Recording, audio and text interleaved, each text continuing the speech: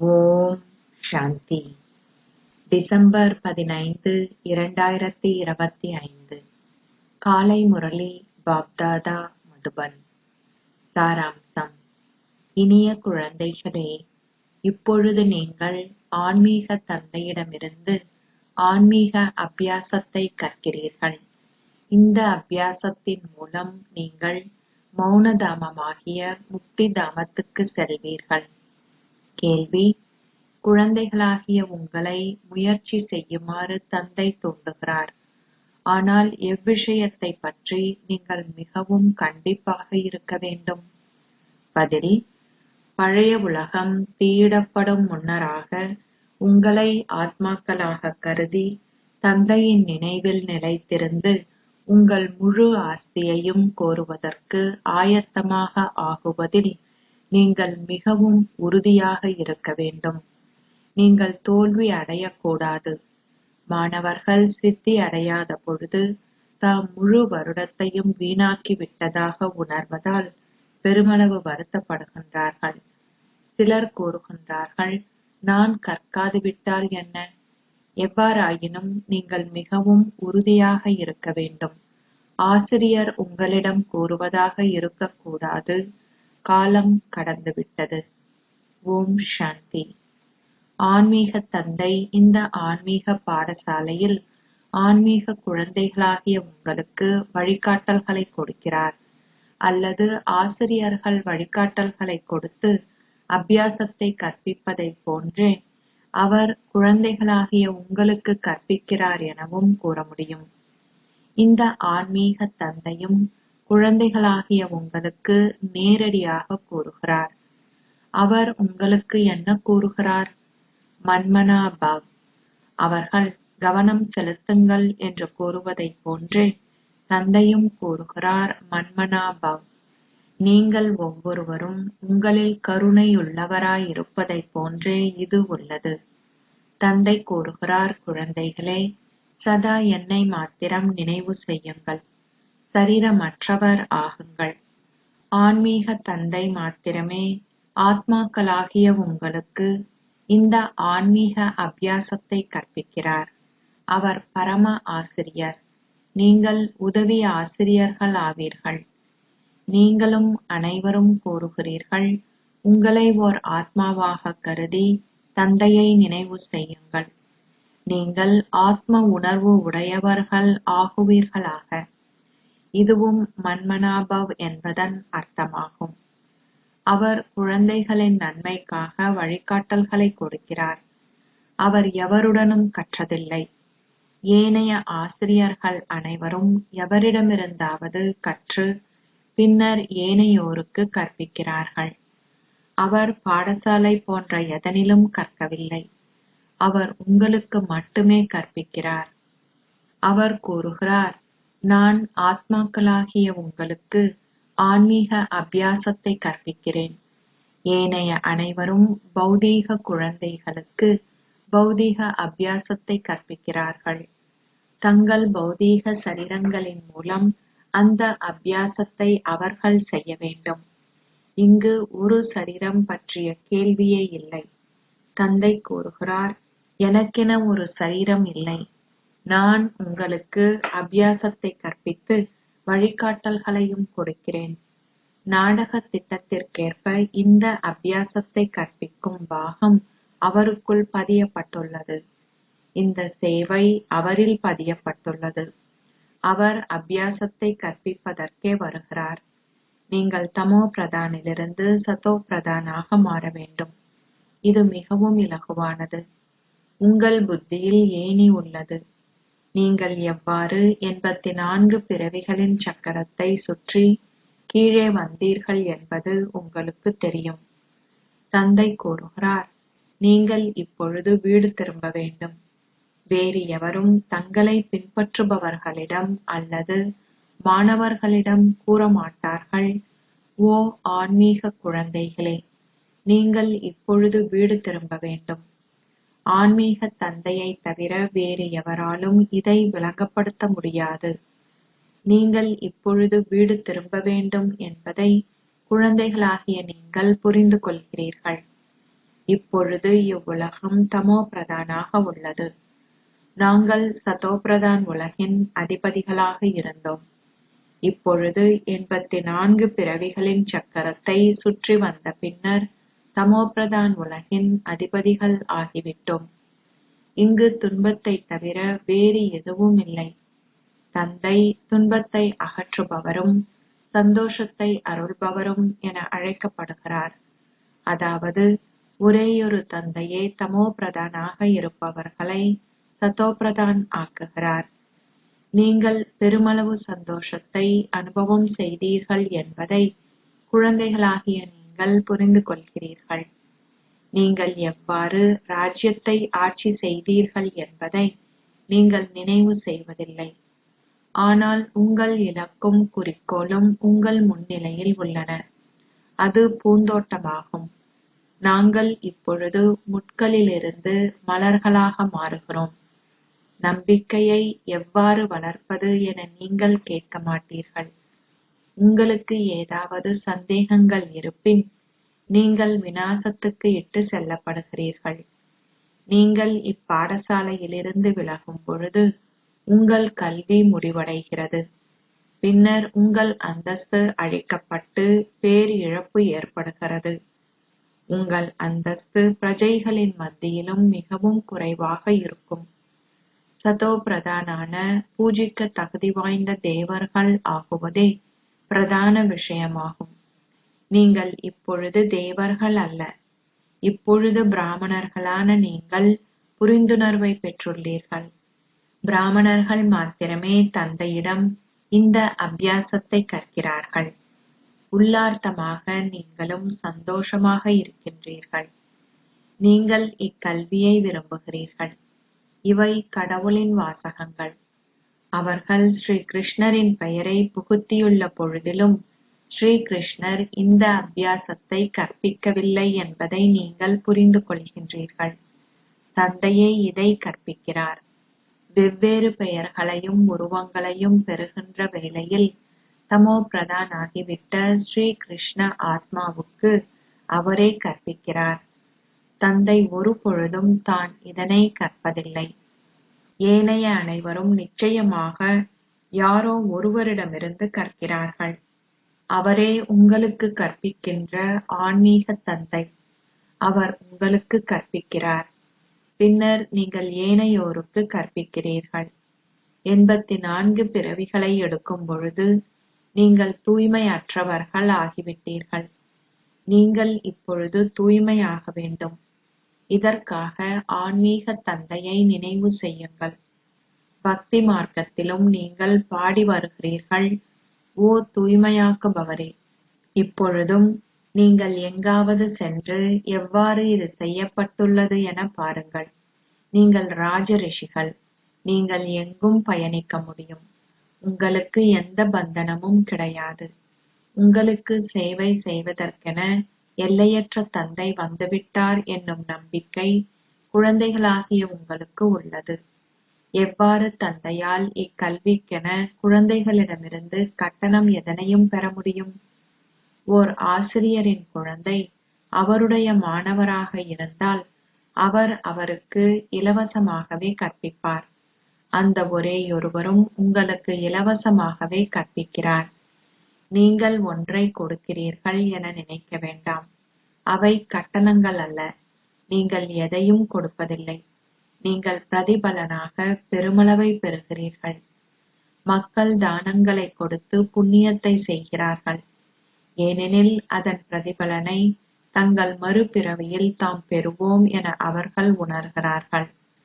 அவர்கள் தற்காலிகமான சந்தோஷத்தை பெறுகிறார்கள். அவர்கள் தங்களுடைய மறுபிறவியில் எதையாவது பெற்றாலும் தாங்கள் கீழிறங்குகின்ற ஒரு பிறவியிலேயே அதை பெறுகிறார்கள். அவர்கள் தொடர்ந்தும் ஏணியில் கீழே வருகிறார்கள். நீங்கள் இப்பொழுது செய்வது அனைத்தும் மேலேறுகின்ற ஸ்திதிக்கு செல்வதற்கானது. மக்கள் கர்மத்தின் பலனை பற்றி பேசுகிறார்கள்.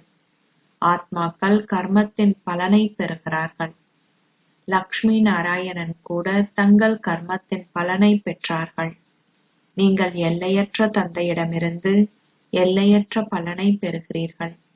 மற்றையது மறைமுகமாக பெறப்பட்டுள்ளது, அதாவது நாடகத்தில் நிச்சயிக்கப்பட்டுள்ளது. இதுவும் ஏற்கனவே நிச்சயிக்கப்பட்ட நாடகமாகும். ஒரு கல்பத்தின் பின்னர் எல்லையற்ற தந்தையிடமிருந்து உங்கள் ஆஸ்தியை கோருவீர்கள் என்பது உங்களுக்கு தெரியும். தந்தை இங்கே அமர்ந்திருந்து எங்களுக்காக ஒரு பாடசாலையை உருவாக்குகிறார். அந்த அரசாங்கம் லௌகீக பாடசாலைகளை கொண்டுள்ளது. அரை கல்பமாக அங்கே நீங்கள் பல வழிகளில் கற்றீர்கள். 21 பிறவிகளுக்கு உங்கள் துன்பம் அனைத்தையும் அகற்றுவதற்காக தந்தை இப்பொழுது உங்களுக்கு கற்பிக்கிறார். அங்கு அது ஓர் ராஜ்யம். இங்கு அனைவரும் வரிசைக்கிரமமானவர்கள் என்பதைப் போன்றே அங்குள்ள அனைவரும் வரிசைக்கிரமமானவர்கள். உங்களுக்கு அரசர்கள், அரசிகள், ஆலோசகர்கள், பிரஜைகள் போன்றோர் இருக்கிறார்கள். இது பழைய உலகம். புதிய உலகில் மிக சில மக்களே இருப்பார்கள். அங்கு பெருமளவு சந்தோஷம் இருக்கும்.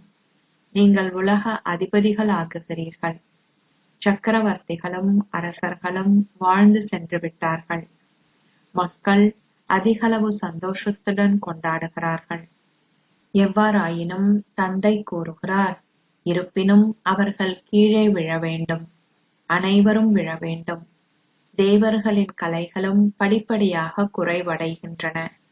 ஆனால் அங்கு ராவண ராஜ்யம் இல்லாத காரணத்தினால் அங்கு சந்தோஷத்தை தவிர எதுவுமே இல்லை. இங்கு இது ராவண ராஜ்யம்.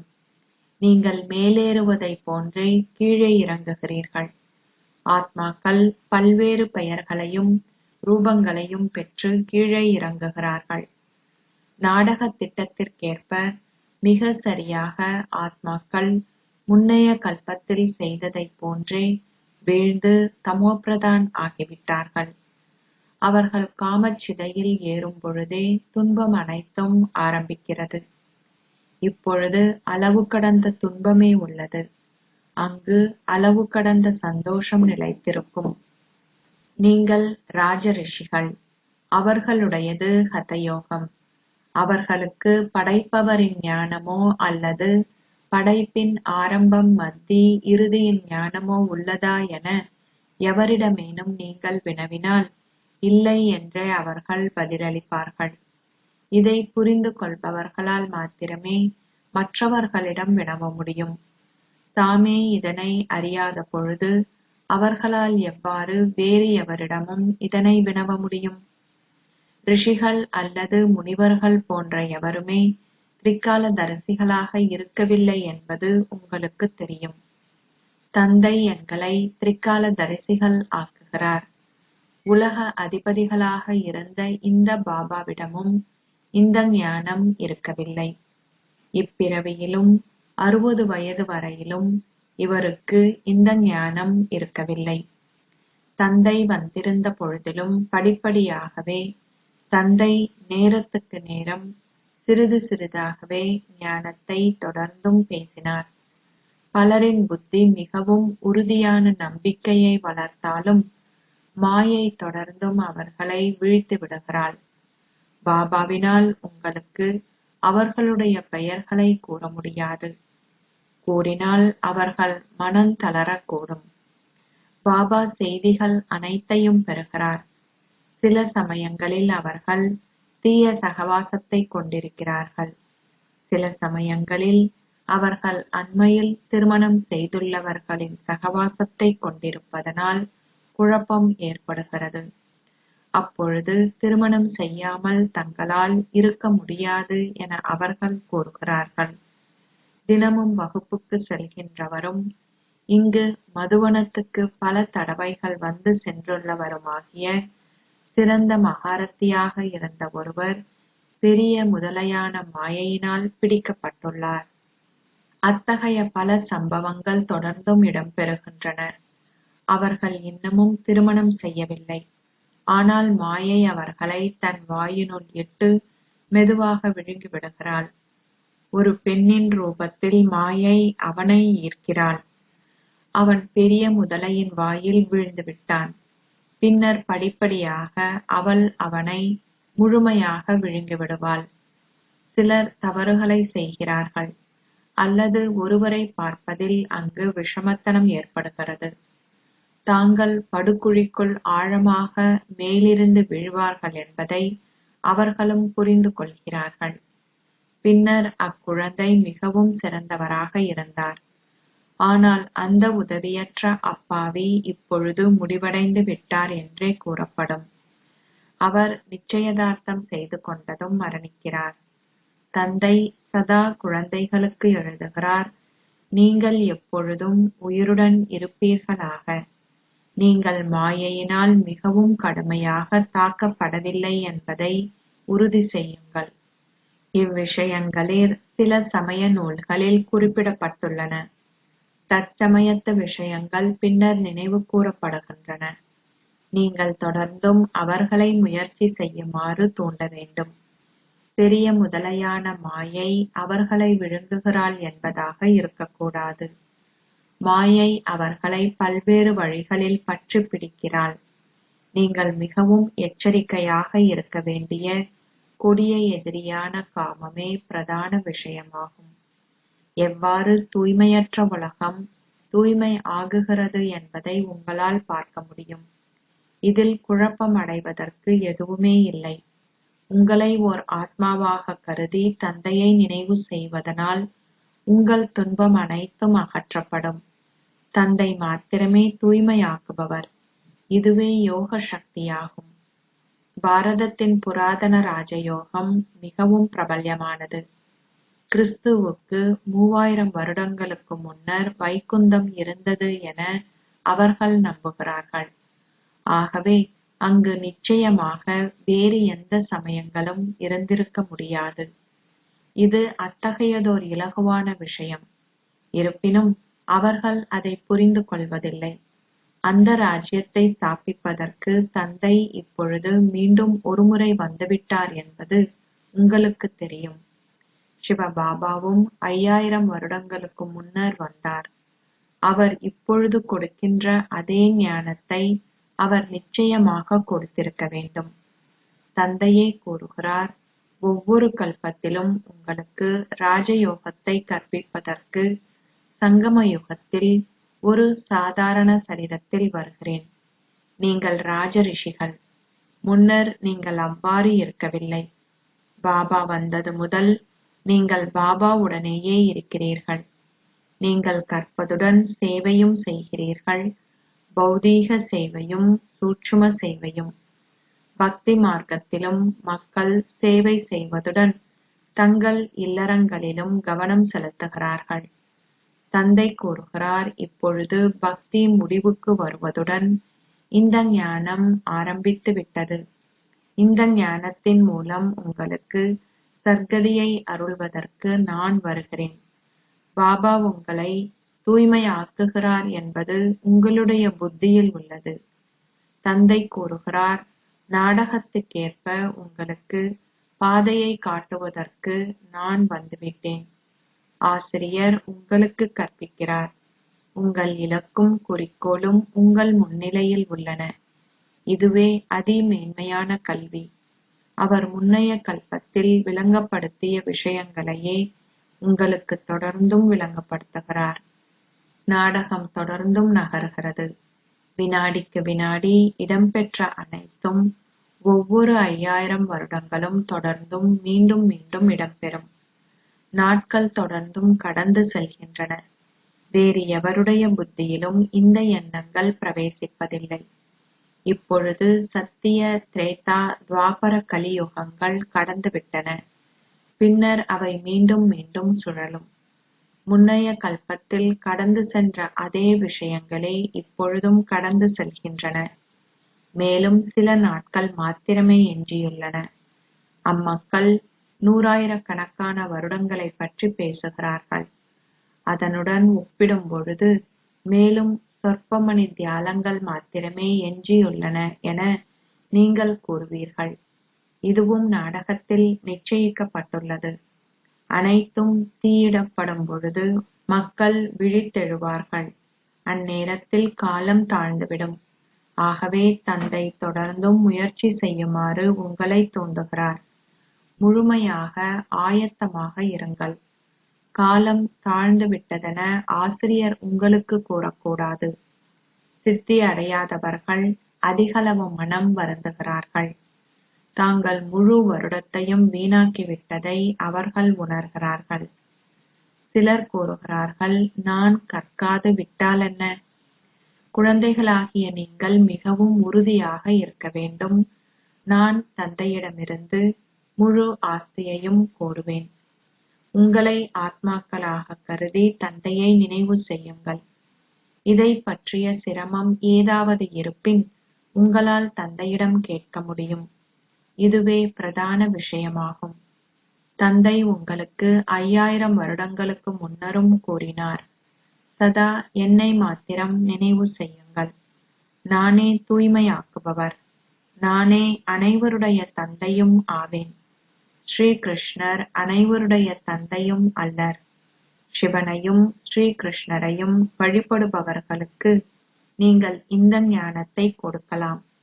ஆத்மாக்கள் ஒரு பொழுதும் பூஜிக்க தகுதி வாய்ந்தவர்கள் ஆகாது விட்டால் அப்பொழுது நீங்கள் பெரும்பாடுபட்டாலும் அவர்கள் புரிந்து கொள்ள மாட்டார்கள். அவர்கள் இப்பொழுது நாஸ்திகர்கள். ஒருவேளை எதிர்காலத்தில் அவர்கள் ஆஸ்திகர்களாக ஆகலாம். உதாரணமாக, சிலர் திருமணத்தின் பின்னர் விழுந்து விடலாம். அவர்கள் பின்னர் வந்து இந்த ஞானத்தை பெறுவார்கள். எவ்வாறாயினும் அவருடைய ஆஸ்தி மிகவும் அதிகளவுக்கு குறைக்கப்பட்டுவிடும். ஏனெனில் அவருடைய புத்தியில் வேறு எவருடையதோ நினைவு உள்ளது. அதை அகற்றுவது மிகவும் சிரமமானதாகும். முதலில் அவருடைய மனைவியின் நினைவு ஏற்படுகிறது. பின்னர் அவருடைய குழந்தைகளின் நினைவும் ஏற்படுகின்றது. அவருடைய குழந்தைகளை விடவும் மனைவிக்கான ஈர்ப்பே அதிகளவாக இருக்கும். ஏனெனில் அந்நினைவு நீண்ட காலமாக இருந்துள்ளது. குழந்தைகள் பின்னரே வருகிறார்கள். பின்னர் நண்பர்களினதும் உறவினர்களினதும் புகுந்த வீட்டார்கள் போன்றவர்களினதும் நினைவுகளும் ஏற்படுகின்றன. நீண்ட காலமாக சகபாடியாக இருந்து வந்த மனைவியே முதலில் இருக்கிறார். இங்கும் அதுவே ஆகும். நீங்கள் நீண்ட காலமாக தேவர்களுடன் இருக்கிறீர்கள் என நீங்கள் கூறுகிறீர்கள். அச்சமயத்தில் நீங்கள் நீண்ட காலமாக சிவபாபாவுக்காக பெருமளவு அன்பை கொண்டிருந்தீர்கள் எனவும் நீங்கள் கூற வேண்டும். 5000 வருடங்களுக்கு முன்னரும் அவர் எங்களை தூய்மையாக்கினார். ஒவ்வொரு கல்பமும் அவர் வந்து எங்களை பாதுகாக்கிறார். இதனாலேயே அவர் துன்பத்தை அகற்றுபவரும் சந்தோஷத்தை அருள்பவரும் என்று அழைக்கப்படுகிறார். உங்களுக்கு மிகவும் தெளிவானதொரு தொடர்பு இருக்க வேண்டும். தந்தை கூறுகிறார், உங்கள் கண்களால் நீங்கள் பார்க்கும் அனைத்தும் இடுகாட்டில் புதைக்கப்படவுள்ளன. நீங்கள் இப்பொழுது சங்கமயுகத்தில் இருக்கிறீர்கள். அமரத்துவ தாமம் வரவுள்ளது. நாங்கள் இப்பொழுது அதி மேன்மையான மனிதர்கள் ஆகுவதற்கு முயற்சி செய்கிறோம். இதுவே அதி மேன்மையான மங்களகரமான உபகாரமிக்க சங்கம யுகமாகும். வெளியுலகில் என்ன நடக்கின்றதென உங்களால் பார்க்க முடியும். இப்பொழுது தந்தை வந்துவிட்டார். ஆகவே பழைய உலகம் அழிக்கப்பட வேண்டும். நீங்கள் மேலும் முன்னேறும் பொழுது பலர் இதை பற்றி அறிந்து கொள்வார்கள். உலகை மாற்றுபவர் நிச்சயம் வந்துவிட்டார். இது அதே அந்த மகாபாரத யுத்தமாகும். நீங்கள் மிகவும் விவேகிகள் ஆகுகிறீர்கள். இவ்விஷயங்கள் ஆழமாக கடையப்பட வேண்டும். நீங்கள் உங்களுடைய மூச்சை வீணாக்க கூடாது. இந்த ஞானத்தின் மூலம் ஒவ்வொரு மூச்சும் தகுதி வாய்ந்ததாக ஆகுகிறது என்பது உங்களுக்கு தெரியும். அச்சா, இனிமையிலும் இனிமையான அன்புக்குரிய, எப்போதோ தொலைந்து இப்போது கண்டுபிடிக்கப்பட்டிருக்கும் குழந்தைகளுக்கு உங்கள் தாய் தந்தையாக இருக்கும் பாப் தாதாவின் அன்பும் நினைவுகளும் காலை வந்தனங்களும். ஆன்மீக தந்தை ஆன்மீக குழந்தைகளுக்கு நமஸ்தே சொல்கிறார். ஆன்மீக குழந்தைகள் ஆன்மீக தந்தைக்கு நமஸ்தே சொல்கின்றனர். தாரணைக்கான சாராம்சம். 1. மாயையிடமிருந்து பாதுகாப்பாக இருப்பதற்கு உங்கள் சகவாசத்தையிட்டு நீங்கள் மிகவும் எச்சரிக்கையாக இருக்க வேண்டும். மிக தெளிவானதொரு தொடர்பை கொண்டிருங்கள். உங்கள் மூச்சை வீணாக்காதீர்கள். ஆனால் அதை இந்த ஞானத்தினால் தகுதி வாய்ந்தது ஆக்குங்கள். 2. உங்களுக்கு நேரம் கிடைக்கும் போதெல்லாம் ஆன்மீக அபியாசம் செய்வதை பயிற்சி செய்து யோக சக்தியை சேமியுங்கள். இப்பொழுது எந்த புதிய பந்தனங்களையும் உருவாக்காதீர்கள். ஆசீர்வாதம். தந்தையின் பாதுகாப்பு குடையின் கீழ் இருக்கின்ற அனுபவத்தின் மூலம் தடைகளை அழிப்பவர் என பட்டம் சூடுபவர் ஆகுவதால் அனுபவத்தின் ஸ்வரூபம் ஆகுவீர்களாக. தந்தை உங்களுடன் இருக்கின்ற போது எவராலும் உங்களை எதுவும் செய்ய முடியாது. அவருடைய சகவாசத்தின் அனுபவம் ஒரு பாதுகாப்பு குடை ஆகுகின்றது.